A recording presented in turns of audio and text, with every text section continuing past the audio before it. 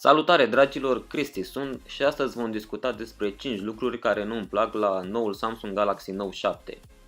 Așadar să începem cu lucrul care mă deranjează cel mai tare. Chiar dacă de-a lungul anilor Samsung ne-a obișnuit să pună pe telefoanele vârfuri de gamă ultimul sistem de operare de la Google, iată că anul acesta ei hotărăsc că Android N nu este gata și lansează Galaxy Note 7 cu Android M. Știm că aceștia vor face update până la urmă la ultimul sistem de operare, dar problema e că trebuie să aștepți destul de mult până va fi gata. O altă problemă este interfața pusă de Samsung peste Android. Interfață care teoretic este mai rapidă decât în anii precedenți, dar încă reușește să îngreuneze performanțele telefonului. Pentru că tot veni vorba, haideți să discutăm despre a doua chestie care nu-mi place la Galaxy Note 7. Samsung a lansat Galaxy Note 7 cu puțin timp în urmă, având un obiectiv foarte bine stabilit: să facă din acest telefon cel mai rapid smartphone de pe piață. Au reușit ei să facă acest lucru? Nu prea, pentru că este învins la un test de viteză făcut de către cei de la PhoneBuff de un telefon vechi de aproape un an, și anume iPhone 6 Plus, lucru care dezamăgește până și pe cei mai fanatici fani Samsung.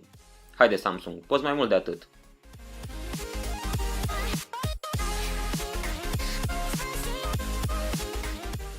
Chiar dacă Samsung nu inovează neapărat cu prezența unui scanner de iris, deoarece cei de la Microsoft le-au luat înainte, aceasta pare să fie tendința pentru viitor și este binevenită această caracteristică, dar din păcate implementarea nu este cea mai fericită. Pentru ca scannerul să funcționeze eficient, trebuie ca utilizatorul să-l țină telefonul în fața ochilor și să nu-l miște. Lucru greu de realizat când ești pe stradă, de exemplu.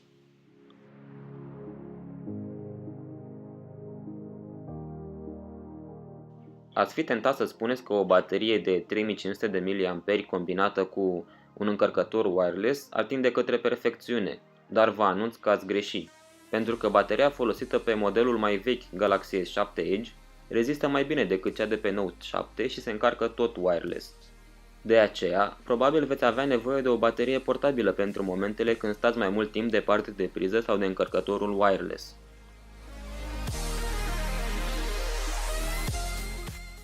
Știu că vă așteptați la asta și iată că a intrat în acest top. Prețul pentru un Samsung Galaxy Note 7 pornește în România la momentul lansării de la 3900 de lei.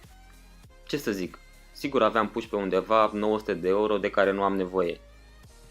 Prețul este foarte ridicat dacă luăm în considerare faptul că majoritatea românilor câștigă această sumă în 2 sau mai multe luni de muncă, și dacă tot vrei un telefon cu ecran mare, sunt foarte multe opțiuni pe piață și pe care plătești mult mai puțin bani.